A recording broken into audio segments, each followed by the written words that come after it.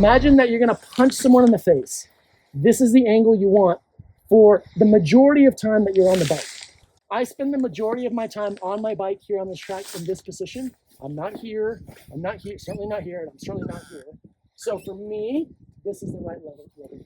So it just depends. Like for me, when I do the standing wheelie, I'm always like, well, is it more my knees? Is it more my butt? Is it more my shoulders?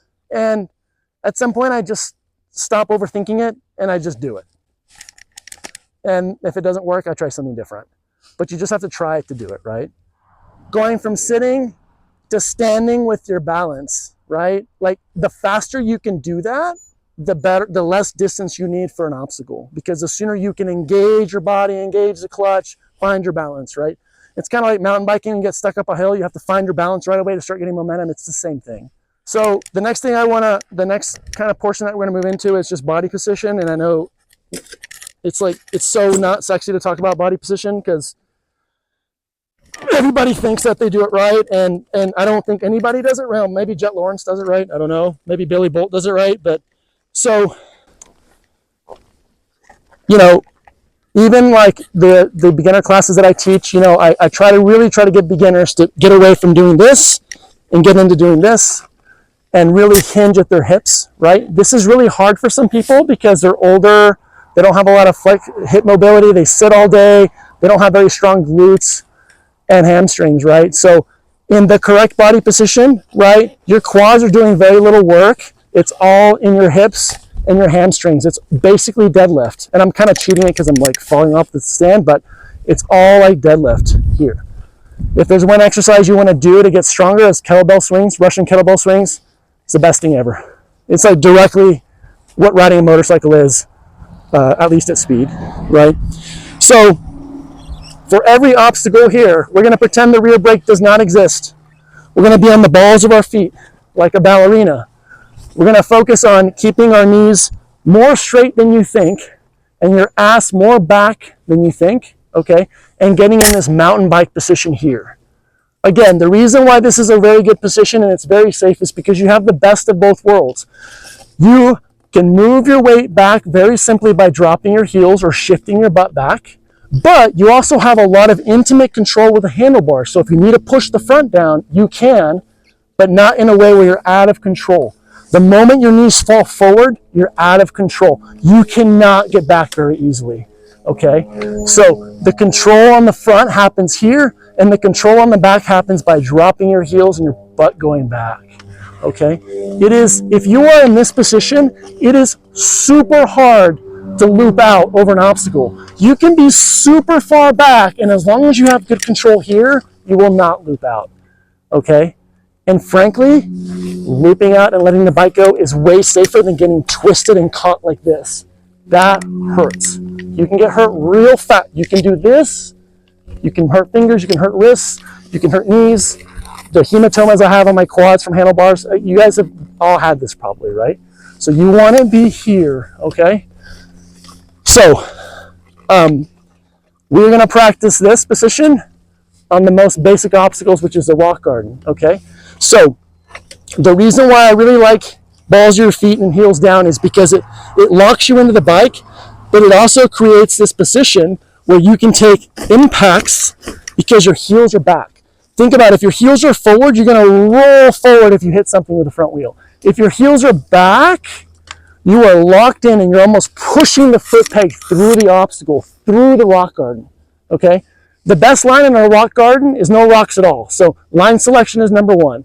But at some point, you're not going to be able to not hit rocks in a rock garden. And if you get those heels back and down, you can just slam that bike through the rock a lot harder than you think, okay? Now, you can crash, you can get twisted, but if you're here, it's much safer than being here or certainly being here. The moment you're in the middle of your foot, you can roll forward and get hurt, okay? Balls your feet all the time. So, does that make sense? I think everyone here kind of gets this. I don't think there's anyone here that I'm too concerned about. When we go through that rock garden, I want you guys to focus to stay nice and low like a mountain bike with your heels down and almost like do this, work your way into this, but almost like you're pushing the bike into the rocks and those dropping of the heels pushes the bike into the rocks, okay? Now it's a little bit of a balance, right? Because if you get a lot of your weight back, you lose control over the front. So it's a little bit of a balance, right? The control happens here, right? It happens here in your hips. Like notice my heels are down, kind of, but I can still control the bike with my hips, right? So if I hit something and I deflect, my hips do the work. Dallas already did this when he hit, I mean, he's doing it constantly. Some of you guys are doing it. You did it when you almost looped out. You just threw your hips and the bike came back. So ultimately the control happens with the strongest part of your body, which is your hips, okay? Make sense? I had this beginner clinic, and this really good rider from Washington showed up. Her name was Kate. Some of you guys might know her. She totally sandbagged the class. And Kate's a big girl, big hips. She rode circles around these guys in her like tight white outfit with her like hips, and she was just all control of her hips.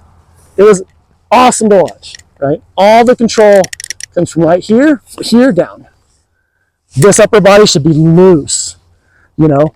Handlebars, I hate the term, right? Because you don't handle really anything with the handlebars. You control the bike with your fingers and your, you know, basically a very loose grip, right?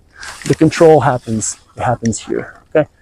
Set my bike up there in front of the rock garden, and it's just a rock garden. You're just gonna go through it. I'm gonna pick a line and go through it. But it's not even a hard thing. It's just more about focusing, getting your heels down and pushing the bike to the obstacle, not getting forward or, you know, getting squirty like this.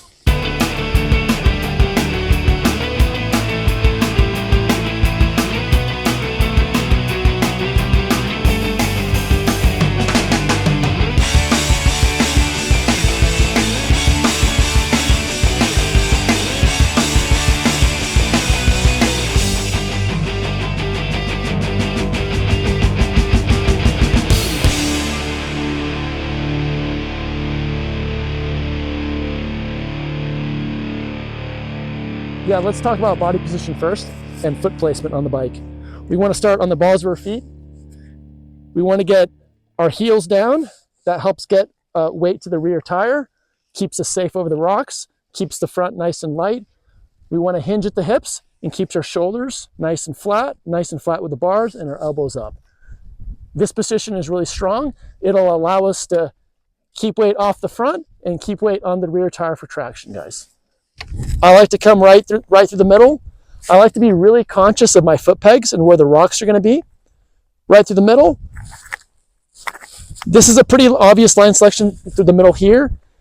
And then I want to veer off to the left a little bit. Again, keeping conscious of my foot peg position. It's always best to ride on top of the rocks as opposed to be between rocks. You're actually safer. So there are several lines here, but you can see I'm gonna ride this, picking this lower line and coming off this rock here, but then I'm also gonna ride it right in the top of these rocks. So it's a little bit of a trade-off where you choose to put that tire, but the most important part, guys, is you have to be really conscious and aware of where that front tire is gonna be and lock your hips back as you roll through this. I want you guys to ride the rock garden like, I don't know, 8 times each. Ride the rock garden, go around the tires, stay off my grass, don't go on the grass, come back around however you want, and just keep smashing it, okay? Right in the middle, no fancy shit, just right through the middle. And play with your body position, low with your hips out, and play with that, okay? Try to be smooth on the grass and roll over stuff, okay? And just go, halfway.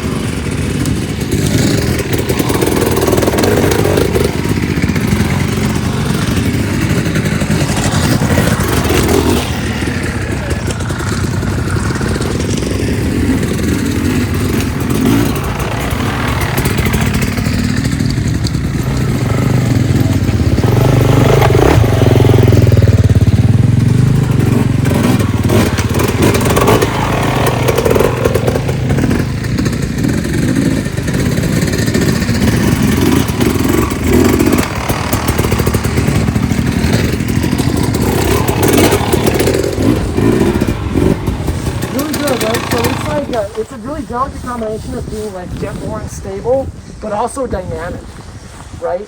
And so did you guys start to feel more comfortable as you got your hips back and you got low, right? It's like less bouncy and like there's less like this going on. It's more like the transfer comes from the wheels into the foot pegs, into the balls of your feet, and then into your hips, right?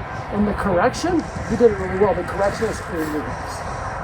Not so much like knees forward, right? I know this seems kind of stupid and boring, but it's super useful. And again, I want you guys to get in this motion. You don't need to be like this all day because it's really tiring, but know that like, oh fuck, safe, traction, right? It's just a position to be in. It's a position to put your body in. Okay. I think we've exhausted that. And I want to keep moving forward. Oh, one more thing I said. Yeah, so I saw some of you guys, I saw you guys retain really good momentum too, right? It's way easier to have the right momentum going into it than try to like make up for it. Especially like if you try to make up the momentum when your front wheel's hitting a rock, right? So that was really good. Yeah, rock gardens are one of those things where it's like, well, it's scary because like I need momentum, but at the same time, if shit goes sideways and it's no good. But again, if your hips are back and you're strong, you can at least ditch the bike. Okay, part of my agenda for today was like, how do you crash safely? That's the start of it. Okay.